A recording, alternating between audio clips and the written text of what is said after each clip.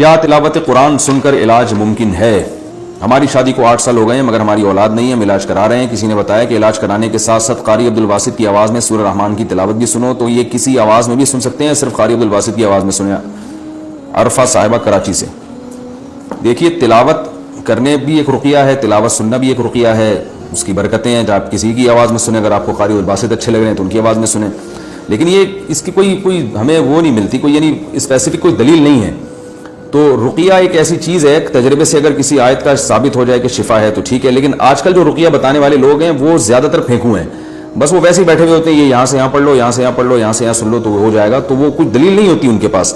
تو اس لیے آپ علاج کو فوکس کریں، اور جو قرآن اور سنت میں رقیہ ثابت ہے، جیسے حدیث میں رقیہ ہے اسأل اللہ العظیم رب العرش العظیم ان یشفیہ یا ان یشفیہا، مریض پہ پڑھ کے یہ دم کیا جائے۔ سورہ فاتحہ کا رقیہ ہونا حدیث سے ثابت ہے، وہ پڑھ لیا کریں، یا اور جو دیگر روایات ہیں۔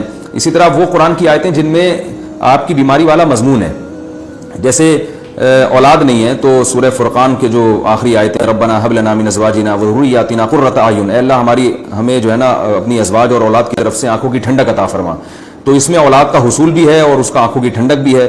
تو یہ والی آیت ایسی ہے جس میں اس کا تذکرہ ہے، تو ایسی آیت اگر بطور رقیہ کے پڑھی جائے تو پھر تو بات سمجھ میں آتی ہے۔ سورہ رحمان کا میرا خیال ہے شادی سے کوئی تعلق نہیں، یعنی شادی یا اولاد سے کوئی تعلق نہیں ہے۔ تو بہت ساری علماء نے کتابیں لکھی ہیں، نیٹ پر بھی آپ کو ایسی کتابیں مل جائیں گی جس میں نبی صلی اللہ علیہ وسلم نے جو رقیہ ہمیں بتایا ہے اس رقیہ کا تذکرہ ملتا ہے، تو اسی پر اکتفا کریں، یہ زیادہ بہتر ہے۔ اس کے علاوہ کوئی دلیل کسی کے پاس نہیں ہوتی۔ بعض دفعہ تو ایسا رقیہ بتایا جا رہا ہوتا ہے جس کا بیماری سے دور دور کے کوئی تعلق ہی نہیں ہوتا۔